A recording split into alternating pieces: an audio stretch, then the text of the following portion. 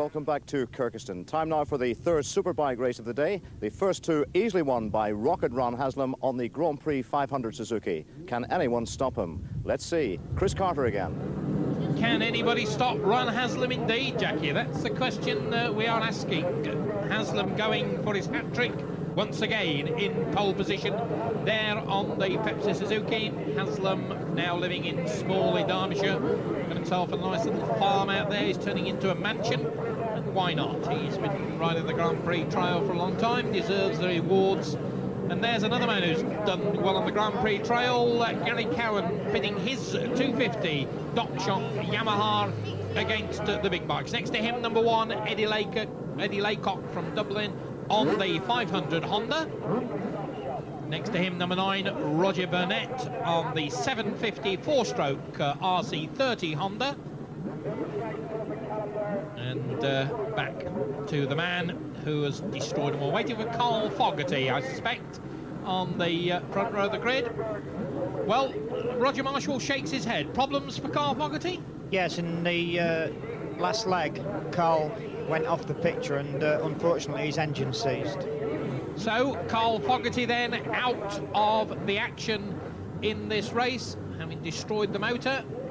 And number 0, Steve Cull, a bit late coming up onto the grid. Well, the lineup a little bit thin at the moment. Number 17, Philip McCallan, and he's gone well in several of the races today. So we'll wait and see. Perhaps this is the time that Steve Cull on the JPS Norton can show exactly what he's made of. A depleted grid, but certainly the quality is there, even if the quantity isn't, Roger. It certainly is, Chris. So,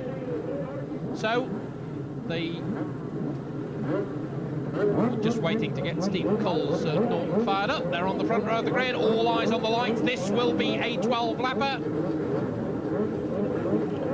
There is Haslam. Haslam then looking for the hat-trick, and a bit of a ragged start, but Haslam not too badly away. And I think it's going to be the Norton. It is Steve Cull on the Norton who makes it. Roger Burnett in second place, and Ron Haslam, well, oh goodness gracious me, that was Gary Cowan who storms through to take the lead.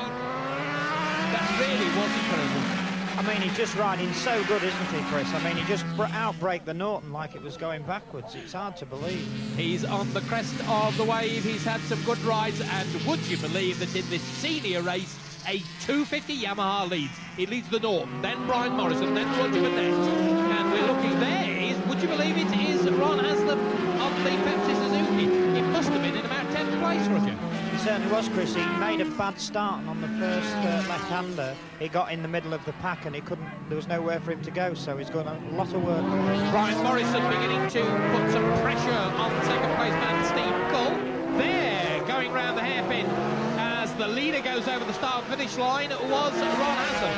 And it is incredible that Gary Cowan, who took the lead about 1/3 of the opening lap into the front, is still out in front. Ron Haslam there, Chris, was looking down at the rear end of the motorcycle, so whether he's got a problem maybe with the tyre, we'll have to wait and see. No problem for this man. Gary Cowan out in front on the second of 12 laps. And he's pulling away from the opposition. Absolutely incredible. Steve Cull, then Brian Morrison, then Roger Burnett, then it was Phil McCallan, and there's Eddie Laycock. Oh, and a bit of a problem there for number 27, Steve Haslett. Well, the end of the race for Steve Haslett. Only his pride injured, though, I'm glad to say. Steve Cull in second place, Brian Morrison.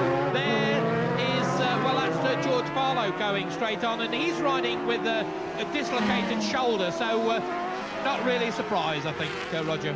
Yeah, George Farlow, he's had some problems today. He's had an engine seizure on his 3-cylinder, and I just wonder if it seized maybe coming down the straight into that corner, and he had to go straight on. And word from the pits is that Eddie Laycock has just pulled out, so end of the race for the Dubliner. No problems, no worries at all, though, for Gary Cowan. And really, you begin to ask whether anyone's going to catch him, Roger. Well, I just can't believe this, Chris. I mean, he's got the HRC Works bikes behind him. He's got the Norton behind him. He's on a 250. And Steve Cull on the Norton, and another one. We were depleted on the start line, and they are dropping out like flies. And still the 250 of Gary Cowan is out in front. He goes around the hairpin. Brian Morrison up into second place, and Roger Burnett made a complete mess of that little corner there. Yeah, he certainly did, Chris. Obviously, he was trying to get up with Gary Cowan, who was leading, and make some impact, but he left the brakes a little too late and maybe locked the front wheel a little bit and had to let the brake off again and go really wide. Ron Haslam in 8th place at the moment, the man looking for his hat-trick. But, well, he's got a lot of duty to catch up the race leader, I'll tell you that. There is Phil McCallan in 3rd place. Behind him, Roger Burnett. Gary Cowan. Then Brian Morrison. Then Phil McCallan, then Roger Burnett. Haslam moving ahead of another place. Dave Leach was the man who lost 1 place.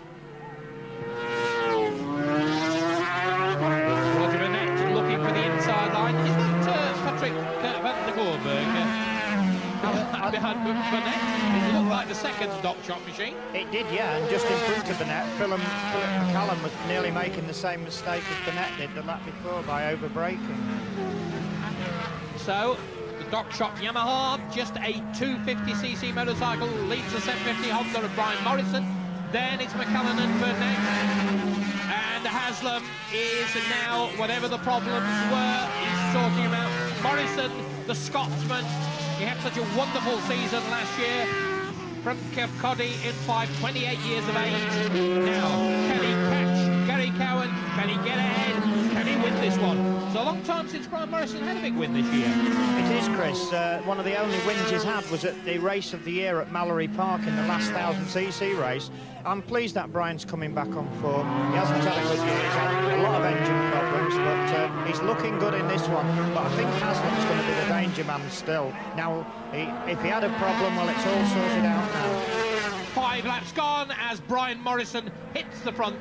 Morrison leads from Gary Cowan, but only for a fraction of a second, because as Brian Morrison thought about going into the right-hander, Gary Cowan had done it. Well, if there was an award for late braking, Gary Cowan would get it, because he's going into the end of that start and finish straight. Unbelievable. He's just leaving his brakes off till the very last minute and stopping that little 250 beautifully. The 250, of course, much lighter than the 750, Roger, but nowhere near so powerful. Hasn't got the acceleration. He certainly hasn't, and you've still got to pull that 250 up, I know, but you haven't got the weight of the big bike. But there's Morrison showing us how much speed he's got. And Cowan going through on the inside. And Gary Cowan says, well, you can be as quick as you like down the straight sunshine, but you're not going to be as quick as me into and round the corners. And look at them, both flat on the tank. They both mean business. Over the line they go again. 6 laps gone, the halfway stage in this race. 6 laps gone, 6 to go. And again, Gary Cowan does it in exactly the same place. And Brian Morrison must be livid. He must be wondering what he has to do to get away from Gary Cowan, because Gary Cowan can really stop that 250. Like you said, Chris, it's not so heavy, so it's a lot easier to pull up when you put the brakes on. Morrison's got twice the weight there, with his bike being a 4-stroke and having 4 cylinders. And that looks to me like Ronald McDonald Haslam, the Grand Prix star, in 3rd place, and Morrison goes past Cowan. Cowan will look for the inside line, and Cowan goes back again, and Cowan regains the lead, and Morrison wants to be brave, but both of them are in for the shot. Well, it's not a shot, because they went, oh, and look at the rear end of Ron Haslam's Suzuki, and Haslam has arrived. I warned you he was going to arrive. He was charging up through the field. There is Cowan in 1st place. Brian Morrison is in 2nd place. And, well, they're about to take the Pepsi Taste Challenge, I think, any minute now, Roger. Yeah, well, obviously, Ron's got the right bike for the job with it being a Grand Prix bike, but he's certainly putting a great show on for everybody here today. And it's super to see him riding it so hard and wheeling everywhere. It's fantastic. Let's take nothing away, though, from these 2 men in front of him. Ron Haslam is catching them. Ron Haslam is going to catch them. Ron Haslam almost certainly